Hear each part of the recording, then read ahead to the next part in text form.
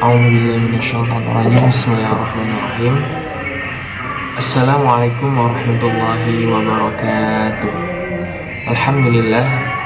Alhamdulillahilladzi faddala bani adam bil ilmi wal amal ala jami'il alam. Wassalatu wassalamu ala sayyidil arabi wal ajam wa ala alihi wa sahbihi ulum wal hikam, amma ba'd.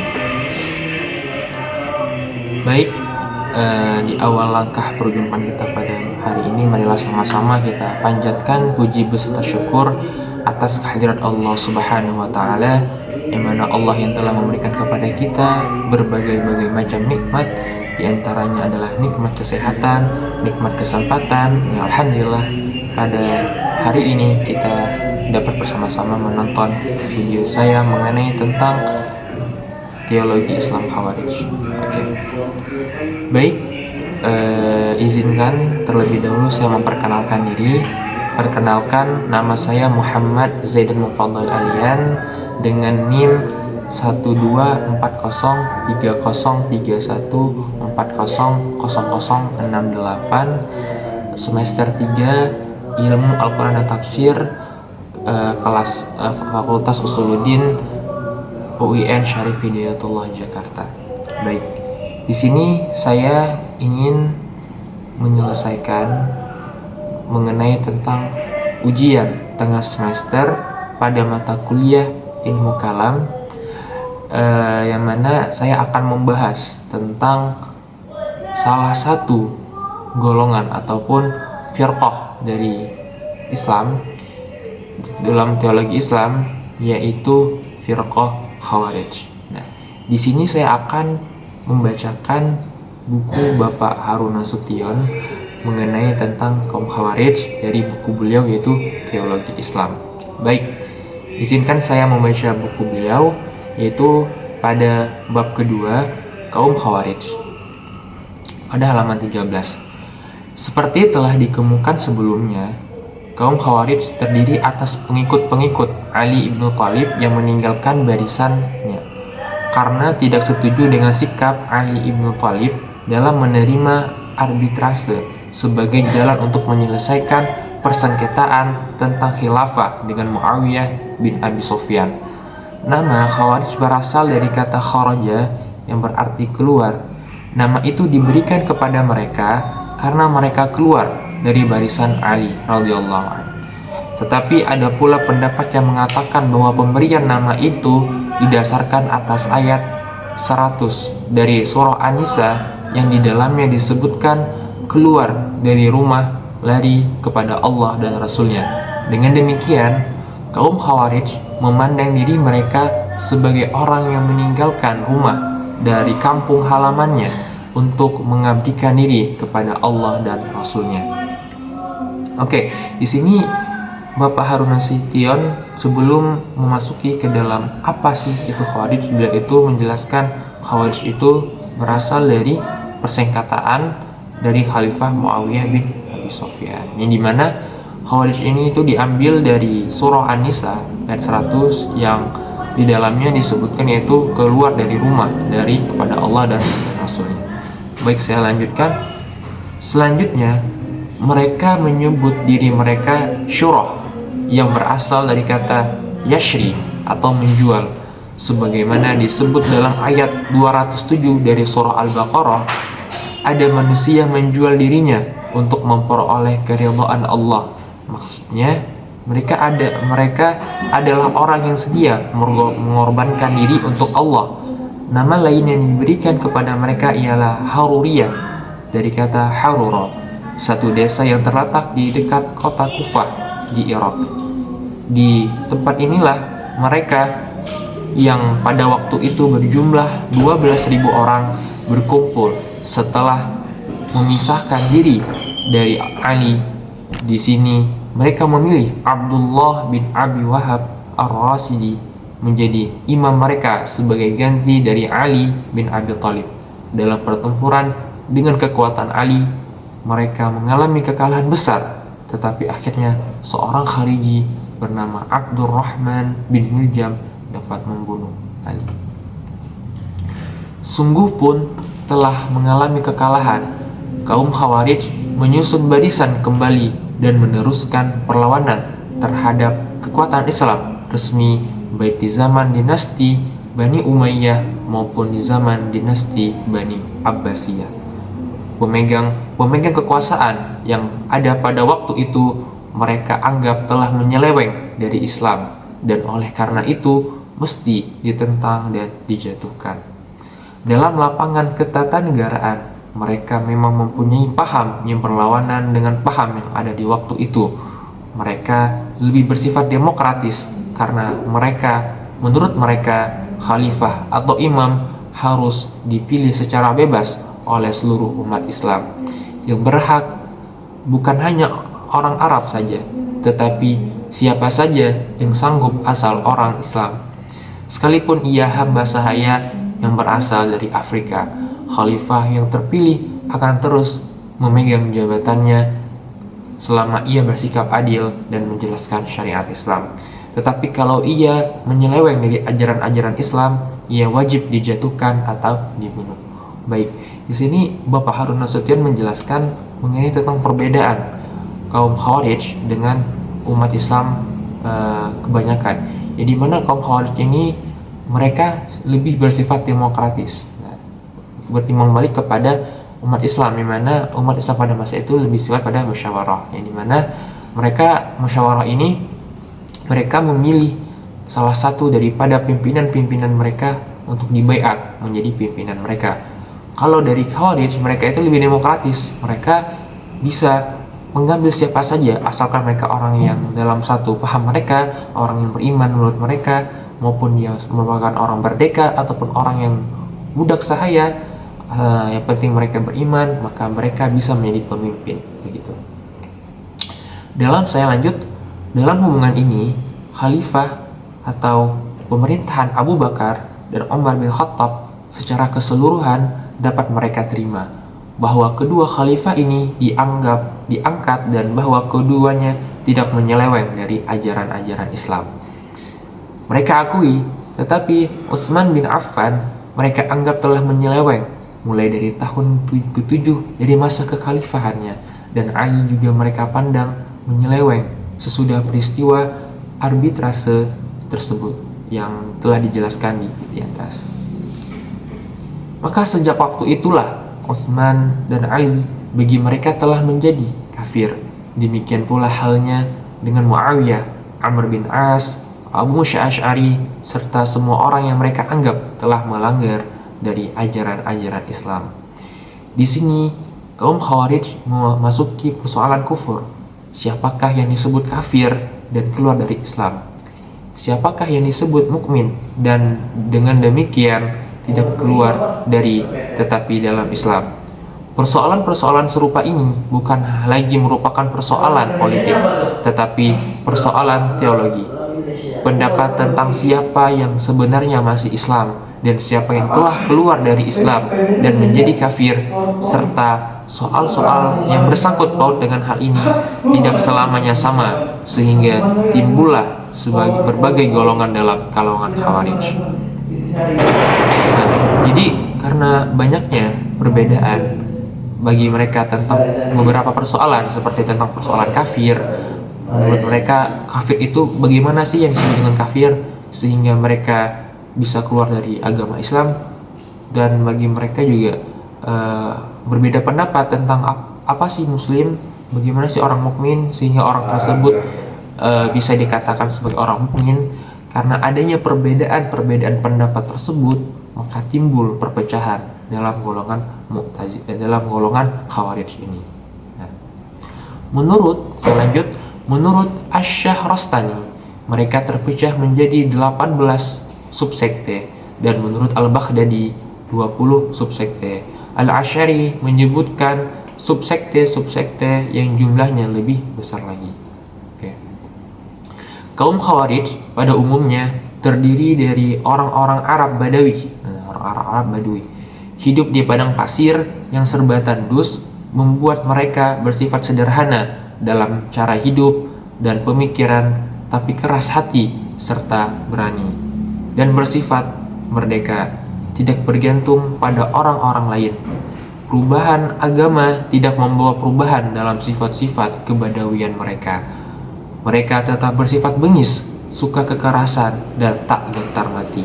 Sebagai orang Badawi, mereka tetap jauh dari ilmu pengetahuan, ajaran-ajaran Islam sebagai terdapat dalam Al-Quran dan hadis. Mereka artikan menurut lafadznya dan harus dilaksanakan sepenuhnya. Oleh karena itu, iman dan paham mereka merupakan iman dan paham orang yang sederhana dalam pemikiran, lagi sempit akal serta fanatik. Iman yang tebal tetapi sempit ditambah lagi dengan fanatik ini membuat mereka tidak bisa mentolerir penyimpangan terhadap ajaran Islam menurut paham mereka, walaupun hanya penyimpangan dalam bentuk kecil. Disinilah letak penjelasannya, bagaimana mudah kaum Khawarij terpecah belah menjadi golongan-golongan kecil, serta dapat pula dimengerti tentang sikap mereka yang terus-menerus mengadakan perlawanan terhadap penguasa-penguasa Islam dan umat Islam yang ada di zaman mereka. Baik, di sini selanjutnya saya akan menjelaskan tentang ada beberapa macam golongan Khawarij yang telah dijelaskan juga oleh Bapak Harun Nasution di dalam bukunya. Yang pertama itu adalah golongan Al-Muhakkimah. Golongan Khawarij asli dan terdiri dari pengikut-pengikut Ali disebut golongan Al-Muhakkimah. Bagi mereka, Ali, Muawiyah, dan kedua pengantara Ali Muawiyah yaitu Amr bin As dan Abu Musa Asy'ari dan semua orang yang menyetujui arbitrase bersalah dan menjadi kafir. Selanjutnya, hukum kafir ini mereka luaskan, artinya termasuk ke dalam tiap orang yang berbuat dosa besar. Berbuat zina dipandang sebagai salah satu dosa besar, maka menurut paham golongan ini, orang yang mengerjakan zina telah menjadi kafir dan keluar dari Islam. Begitu pula membunuh sesama menjadi kafir dan keluar dari Islam. Begitu pula membunuh sesama manusia tanpa sebab yang sah adalah dosa besar. Maka perbuatan membunuh manusia menjadikan si pembunuh keluar dari Islam dan menjadi kafir. Demikianlah seterusnya dengan dosa-dosa besar lainnya. Nah, itu adalah golongan pertama, yaitu Al-Muhakkimah. Selanjutnya itu golongan kedua adalah Al-Azariqah. Golongan yang dapat menyusun barisan baru dan besar dan kuat sesudah golongan Al-Muhakkimah hancur adalah golongan Al-Azariqah. Daerah kekuasaan mereka terletak di perbatasan Irak dan Iran. Nama ini diambil dari Nafi' bin Al-Azraq. Pengikutnya menurut Al-Baghdadi berjumlah lebih dari 20.000 orang. Khalifah pertama yang mereka pilih ialah Nafi' sendiri dan kepadanya mereka beri gelar Amirul Mukminin. Nafi' mati dalam pertempuran di Irak pada tahun 686 Masehi. Subsekte ini sikapnya lebih radikal dari Al-Muhakkimah. Mereka tidak lagi memakai term kafir, tetapi memakai term musyrik atau disebut dengan politeis. Dan di alam Islam, syirik atau politeis merupakan dosa yang terbesar, bahkan lebih besar dari dosa kafir. Selanjutnya, yang dipandang musyrik ialah semua orang Islam yang tak sepaham dengan mereka. Bahkan orang Islam yang sepaham dengan Al-Azariqah tetapi tidak mau berhijrah ke dalam lingkungan mereka juga dipandang musyrik. Dengan kata lain, orang Al-Azariqah sendiri yang tinggal di luar lingkungan mereka dan tidak mau pindah ke daerah kekuasaan mereka juga dipandang musyrik. Dan barang siapa yang datang ke daerah mereka dan mengaku pengikut Al-Azariqah tidaklah diterima begitu saja, tetapi harus diuji. Kepadanya diserahkan seorang tawanan. Kalau tawanan itu ia bunuh, maka ia diterima dengan baik. Tetapi kalau tawanan itu tidak dibunuhnya, maka kepalanya sendiri yang mereka penggal. Na'udzubillah min dzalik. Sikap yang tidak mau mencabut nyawa tawanan itu memberi keyakinan kepada mereka bahwa ia berdusta dan sebenarnya bukan penganut paham Al-Azariqah. Lebih lanjut lagi, bukan hanya orang Islam yang tak sepaham dengan mereka, bahkan anak istri orang-orang yang demikian pula boleh ditawan dan dijadikan budak atau dibunuh. Memang dalam anggapan mereka hanya daerah merekalah yang merupakan Darul Islam, sedangkan daerah Islam yang lainnya adalah Darul Kufur yang wajib diperangi. Dan yang mereka pandang musyrik bukan hanya orang-orang dewasa, tetapi juga anak-anak dari orang yang dipandang musyrik. Menurut paham subsekte ini, yang ekstrim hanyalah mereka yang sebenarnya orang Islam. Orang Islam yang di luar lingkungan mereka adalah kaum musyrik yang harus diperangi. Oleh karena itu, kaum Al-Azariqah sebagai disebut Ibnu Hazm selalu mengadakan isti'rad sebagai disebut, yaitu bertanya tentang pendapat atau keyakinan seseorang. Siapa saja yang mereka jumpai dan mengaku orang Islam yang tak termasuk dalam golongan Al-Azariqah, mereka bunuh. Baik, di sini kita pahami bahwa golongan yang kedua ini itu lebih ekstrim daripada golongan pertama, yaitu Al-Muhakkimah, yang dimana golongan Al-Azariqah ini menganggap semua orang yang bukan dari golongan mereka itu mereka menganggap sebagai orang musyrik, bukan menganggap sebagai orang kafir. Nah, terus jikalau ada orang yang mengaku bahwa orang tersebut merupakan golongan dari mereka, maka mereka mengetes terlebih dahulu dengan cara mereka memberikan seorang tawanan yang bukan bagian dari mereka.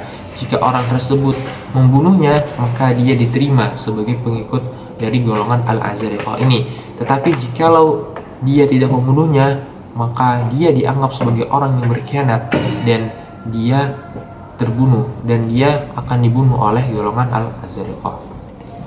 Baik, selanjutnya yaitu subsekte yang ketiga ataupun golongan yang ketiga adalah Al-Najdah.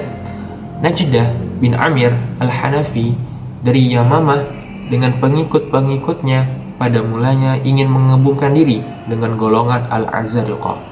Tetapi dalam golongan yang tersebut akhir ini timbul perpecahan. Sebagian dari pengikut Nafi' bin Al-Azraq, diantaranya Ibnu Abu Fudaik, Rashid At-Tawil, dan Atiyah Al-Hanafi, tidak dapat menyetujui paham bahwa orang Al-Azraqi yang tidak mau berhijrah ke dalam Al-Azariqah adalah musyrik. Demikian pula mereka tak setuju dengan pendapat tentang boleh dan halalnya dibunuh anak istri orang-orang Islam yang tak sepaham dengan mereka. Abu Fudaik dengan teman-teman serta pengikutnya memisahkan diri dari Nafi' dan pergi ke Yamamah. Di sini mereka dapat menarik Najdah ke pihak mereka dalam pertikaian paham dengan Nafi'. Sehingga Najdah dengan pengikut-pengikutnya membatalkan rencana untuk berhijrah ke daerah kekuasaan Al-Azariqah. Pengikut Abu Fudaik dan pengikut Najdah bersatu dan memilih Najdah sebagai imam baru. Nafi' bin Azraq tidak lagi diakui sebagai imam. Nafi' telah mereka pandang kafir, dan demikian pula orang yang masih mengakuinya sebagai imam. Najdah berlainan dengan kedua golongan di atas, berpendapat bahwa orang berdosa besar yang menjadi kafir dan kekal dalam neraka hanyalah orang Islam yang tak sepaham dengan golongannya. Adapun pengikutnya, jika mengerjakan dosa besar, betul akan mendapatkan siksaan, tetapi bukan dalam neraka, dan kemudian akan masuk ke dalam surga. Dosa kecil baginya akan menjadi dosa besar kalau dikerjakan terus-menerus, dan yang mengerjakannya sendiri menjadi musyrik. Seterusnya, ia berpendapat bahwa yang diwajibkan bagi tiap-tiap muslim ialah mengetahui Allah dan Rasul-Nya, mengetahui haram membunuh orang Islam, dan percaya pada seluruh apa yang diwahyukan Allah kepada Rasul-Nya. Orang yang tak mengetahui ini tak dapat diampuni. Yang dimaksud dengan orang-orang Islam di sini ialah orang pengikut-pengikut Najdah. Dalam hal-hal selain dari tersebut di atas, orang Islam tidak diwajibkan mengetahuinya, Kalau ia mengerjakan sesuatu yang haram dengan tidak tahu bahwa hal itu haram, maka ia dapat dimaafkan. Dalam lapangan politik, Najidah berpendapat bahwa adanya imam perlu hanya jika maslahat menghendaki yang demikian. Manusia pada hakikatnya tidak berhajat pada adanya imam untuk memimpin mereka. Dalam hal ini, mereka sebenarnya dekat dengan ajaran komunisme yang mengatakan bahwa negara akan hilang dengan sendirinya dalam masyarakat komunis. Dalam kalangan Al-Khawarij, golongan ini kelihatannya yang pertama membawa paham taqiyah, yaitu merahasiakan dan tidak menyatakan keyakinan untuk keamanan diri seseorang. Taqiyah menurut pendapat mereka bukan hanya dalam bentuk ucapan, tetapi juga dalam bentuk perbuatan. Jadi seseorang boleh mengucapkan kata-kata dan boleh melakukan perbuatan-perbuatan yang mungkin menunjukkan bahwa pada lahirnya ia bukan orang Islam, tapi pada hakikatnya ia tetap menganut agama Islam. Tetapi tidak pula semua pengikut Najdah setuju dengan pendapat ajaran-ajaran di atas, terutama paham bahwa dosa besar tidak membuat pengikutnya menjadi kafir dan bahwa dosa kecil bisa menjadi dosa besar. Perpecahan di kalangan mereka kelihatannya ditimbulkan oleh pembagian ghanimah atau harta rampasan perang dan sikap lunak yang diambil Najdah terhadap Khalifah Abdul Malik bin Marwan dan dari dinasti Bani Umayyah. Dalam salah satu serangan yang dipimpin anak Najdah sendiri, mereka memperoleh harta dan tawanan. Tetapi sebelum dikeluarkan 1/5 darinya sebagai diwajibkan dalam syariat dan sebelum mereka kembali ke pangkalan, harta dan tawanan itu telah dibagi oleh orang yang turut dalam serangan tersebut di antara mereka sendiri. Selanjutnya, dalam serangan terhadap kota Madinah, mereka dapat menawan seorang anak perempuan yang diminta kembali oleh Abdul Malik. Permintaan ini dikabulkan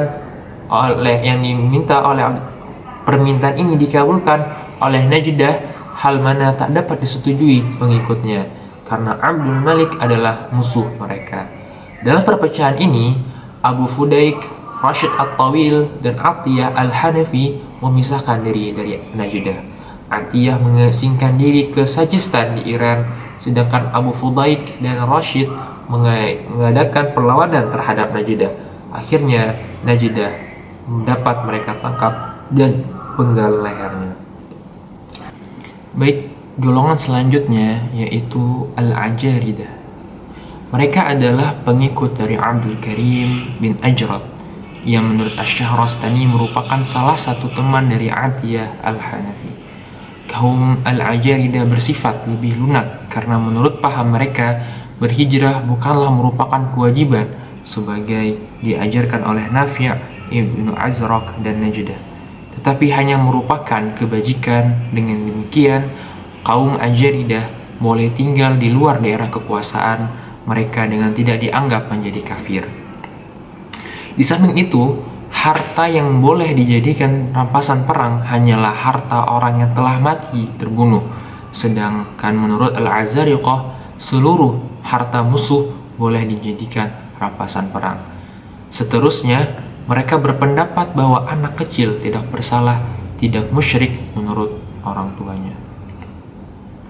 Selanjutnya, kaum Ajaridah ini mempunyai paham Puritanisme. Surat Yusuf dalam Al-Quran membawa cerita cinta dalam Al-Quran dan bahwa Al-Quran sebagai kitab suci, kata mereka, tidaklah mungkin mengandung cerita cinta. Oleh karena itu, mereka tidak mengakui surat Yusuf sebagai bagian dari Al-Quran. Sebagai golongan Khawarij lain, golongan Ajaridah ini juga terpecah menjadi golongan-golongan kecil. Di antara mereka yaitu golongan Al-Maimuniyah, menganut paham Qadariyah. Bagi mereka, semua perbuatan manusia, baik dan buruk, timbul dari kemauan dan kekuasaan manusia sendiri. Golongan Al-Hamziyah juga mempunyai paham yang sama, tetapi golongan Asy-Syu'aibiyah dan Al-Hazimiyah menganut paham sebaliknya. Bagi mereka, Tuhanlah yang menimbulkan perbuatan manusia. Manusia tidak dapat menentang kehendak Allah. Golongan selanjutnya yaitu Al-Sufiyah. Pemimpin golongan ini adalah Ziyad bin Asfar. Dalam paham mereka dekat sama dengan golongan Al-Azariqah, dan oleh karena itu juga merupakan golongan yang ekstrim. Hal-hal yang membuat mereka kurang ekstrim dari yang lain adalah pendapat-pendapat berikut. Pendapat pertama, orang Sufiyah tidak berhijrah, tidak dipandang kafir. Pendapat kedua, mereka tidak berpendapat bahwa anak-anak kaum musyrik boleh dibunuh. Yang pendapat ketiga, selanjutnya tidak semua mereka berpendapat bahwa orang yang berbuat dosa besar menjadi musyrik. Ada di antara mereka yang membagi dosa besar dalam dua golongan. Golongan pertama, dosa yang ada sanksinya di dunia seperti membunuh dan berzina, dan dosa yang tak ada sanksinya di dunia seperti meninggalkan sembahyang dan puasa. Orang yang berbuat dosa golongan pertama tidak dipandang sebagai kafir. Yang menjadi kafir hanyalah orang yang melaksanakan dosa golongan yang kedua, yaitu meninggalkan sembahyang dan puasa. Selanjutnya keempat adalah daerah golongan orang Islam yang tak sepaham dengan mereka, bukan dar harbi, yaitu daerah yang harus diperangi. Yang diperangi hanyalah ma'askar atau camp pemerintah, sedang anak-anak hanyalah dan perempuan tak boleh dijadikan tawanan. Selanjutnya yang terakhir, kurf bagi mereka dibagi menjadi dua. Yang pertama adalah kurf bi'ingkar an-ni'mah, yaitu mengingkari rahmat Tuhan, dan kurf bil ingkar ar-rububiyah, yaitu mengingkari Tuhan. Dengan demikian, term kafir tidak selamanya harus berarti keluar dari Islam. Di samping pendapat-pendapat di atas, terdapat pendapat-pendapat yang spesifik bagi mereka. Yang pertama, taqiyah hanya boleh dalam bentuk perkataan dan tidak dalam bentuk perbuatan. Tetapi sungguh pun demikian, untuk keamanan dirinya, perempuan Islam boleh kawin dengan lelaki kafir di daerah bukan Islam. Baik, jadi bisa kita pahami bahwa golongan As-Sufiyah ini itu lebih moderat daripada golongan-golongan yang sebelumnya lebih ekstrim. Yang dimana yang pertama, mereka itu bagi orang yang tidak berhijrah tidak dipandang kafir, bagi orang yang meninggalkan dosa besar, bagi orang yang tidak menduduki wilayah mereka ataupun orang mereka tapi berada di luar wilayah mereka, itu tidak dipandang sebagai orang yang kafir.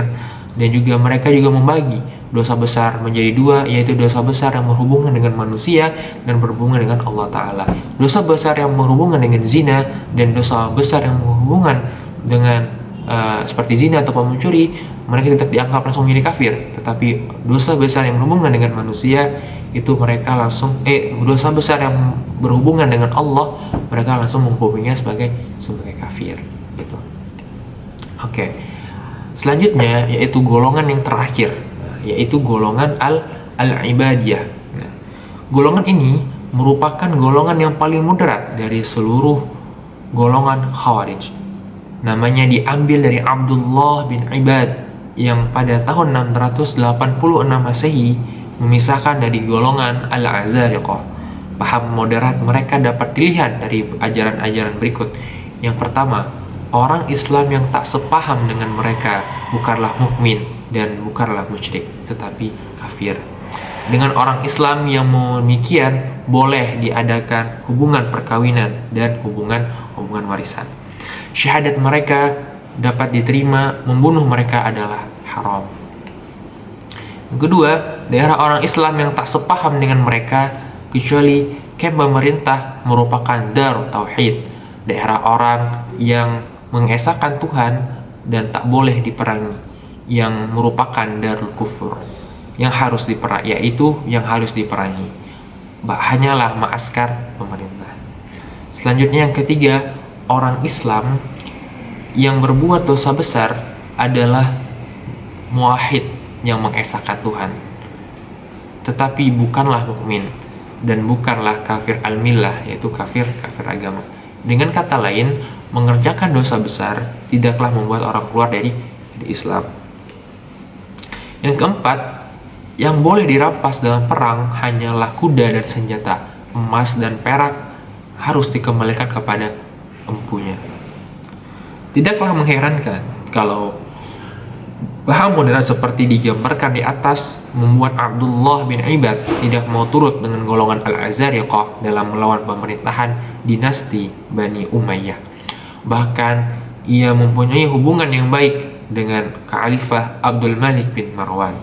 Demikian pula halnya dengan Jabir bin Zaid al-Azdi, pemimpin Al-Ibadiyah sesudah Ibnu Ibad, mempunyai hubungan baik dengan Al-Hajjaj pada waktu yang tersebut. Akhir ini dengan kerasnya memerangi golongan-golongan Khawarij yang berpaham dan bersikap ekstrem.